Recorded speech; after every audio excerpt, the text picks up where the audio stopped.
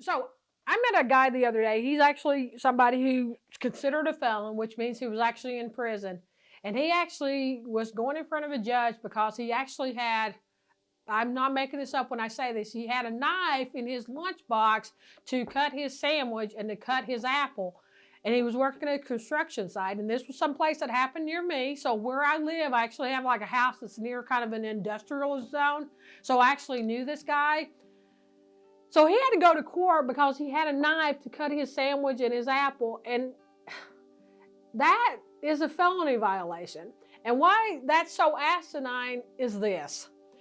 Every felon that gets out of prison, they get lectured really, really quickly and really, really severely. You are not allowed to have any weapons. So that means you can't have a gun, means you can't have a knife, means I guess you can't have like a rope to hang somebody or something like that. But I will tell you, as somebody who actually used to teach self-defense, you can improvise a weapon out of anything. And I do mean anything. You can put me in any room and I can guarantee you within like 10 minutes, there's 10 objects in that room that I can make a weapon out of. So it's absolutely absurd. You know, whenever we tell kids in schools that there's zero tolerance for weapons, if they bring a plastic silverware, if they bring cutlery into the schools, they can be expelled for like anywhere from like 7 days to a month because they brought a weapon into school. That's asinine. Whenever we tell a felon what you have in your possession as a weapon is kind of crazy. I get it when you're talking about like a 9mm handgun or something like that. Okay, maybe I kind of get that. But even then, that's debatable. If somebody's like actually like, you know, doing target practice or something like that on their own property, that's kind of a debatable thing. If they're out and about in the community, okay, I get it. There's like things we can possibly see, some gray areas here where maybe that is a problem. But for you to like say that they can't have any weapons at all, that's ridiculous. Because anything can be a weapon. And I do mean anything. There isn't anything that I can't make into a weapon, whether it's like some kind of chemical underneath your sink, whether it's some kind of rope, whether it's some kind of clothing. It doesn't matter what it is, you can improvise a weapon out of anything. So we have to stop beating up felons, you know, and finding reasons to throw them back in jail. You know, if somebody did some kind of absolutely horrible, violent offense and they end up in jail or prison, okay, and then they get out and they do something horrible, violent again, they end up in jail, okay. Get it. But whenever we like tell people stupid stuff to make up reasons to send them back to jail or to prison, it's absolutely insane. Somebody having a knife to cut their sandwich or their apple, that is really not a weapon. Not the way the law was intended to be seen. And intent really has to do with a lot of the law. Whenever you go to law school or you study anything about the law, they'll tell you you're going to be one of two things. You're going to be a moral agent, which means you're going to do things for the greater good, or you're going to be an agent to represent that point of view of the law. So it doesn't matter what the argument is. There's people who can like argue against or argue for anything. And that's what law is. Law really is about just threatening people and scaring people more than it is anything else. Because any point that there is in society, there are always 2 or 3 or 4 different conflicting views and opinions.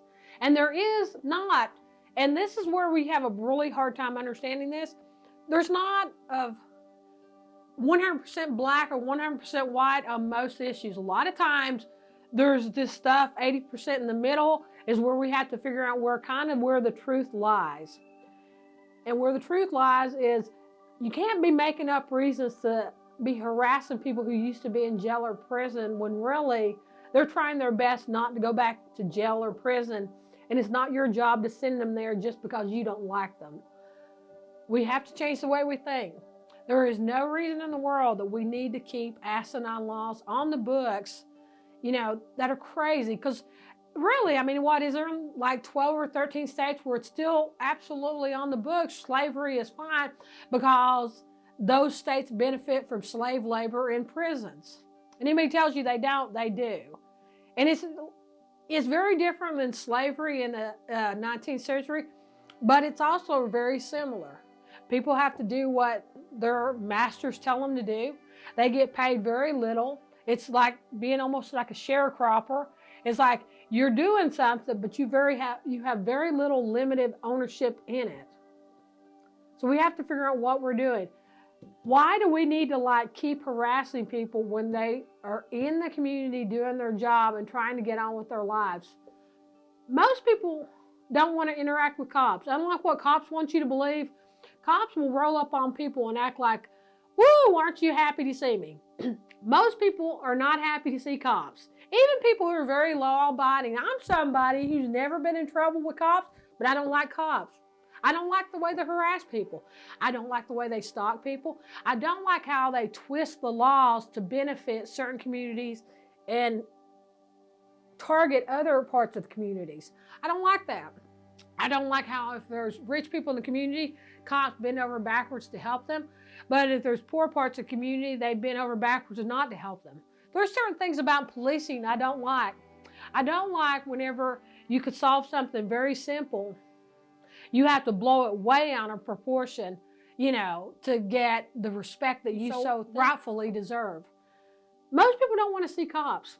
And whenever cops pull you over, they act like, you should be happy to see them. Most people are not happy to see them because most of the time when a cop's pulling you over, it's for a made-up bullshit reason. Something as stupid as you have a tail light that's burned out. Guess what? You did not know you had a tail light that was burned out, and the cop knows that. If you have something hanging from your rearview mirror, that's not obstructing your point of view. They're just making up a reason to pull you over. A cop can pull you over for any damn reason and absolutely shade what the truth is why they really pulled you over. And that's where we get in trouble in society because we always believe the cop more than we believe somebody else. So when a cop says, this person who used to be in federal prison, so they're a felon now, and we're going to label them for the rest of their life, they had a weapon. Don't necessarily believe the cop just because it's a cop saying it.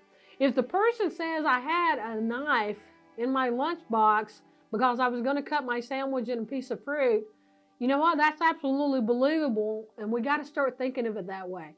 We can't keep punishing people for a mistake that they made a long time ago, especially if it wasn't something that they're doing now. People do a lot of stupid, dumbass things in their teen years and in their early 20s, and that's the majority of people that go to jail and prison. It is. But you also, once they go to jail and prison, you're setting them up to come back. You're setting them up to come back. You're setting them up to come back. You're making sure that whenever they get out, I'm going to be riding your ass because I'm hoping and praying that you're not going to be perfect. You're going to make one little mistake. You're not going to stop completely at a stop sign. You're going to roll through it. I'm going to pull you over. And you're not going to be absolutely elated to see me. You're going to give me a little bit of attitude. I'm going to say that you resisted arrest and you were hostile toward me. So I'm going to put you back in jail. And that happens all the time in the United States. We've got to change the way we think. Whenever somebody has a simple knife in their lunchbox, that is not somebody that has a weapon to kill somebody. And not only that, we have to think about the way we see weapons. You can improvise a weapon out of almost anything. I can go in any room in America, unless it's just four walls with nothing else in it. If there's stuff in there, I guarantee you I can improvise a weapon within 10 minutes of 10 different things. So we have to change the way we think about it. We got to stop beating people up. Most of the people who go to jail and prison are not violent offenders. They're not. That's less than 10% of the people that are in jail and prison. Most of the people that are in jail and prison, we could do other things that would benefit society besides putting them in jail and prison. This is what drives me crazy.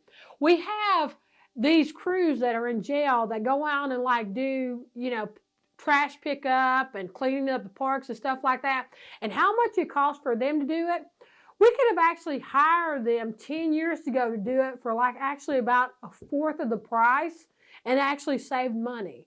So what we're doing is we're putting them in jail to get that labor at a much more expensive cost. That's asinine. We need to stop sending people to jail for stupid stuff. And when they do come out, we don't need to harass them because they had something stupid, like a little stupid knife in their lunchbox to cut something for their lunch. We've got to change the way we think about it. It's that simple.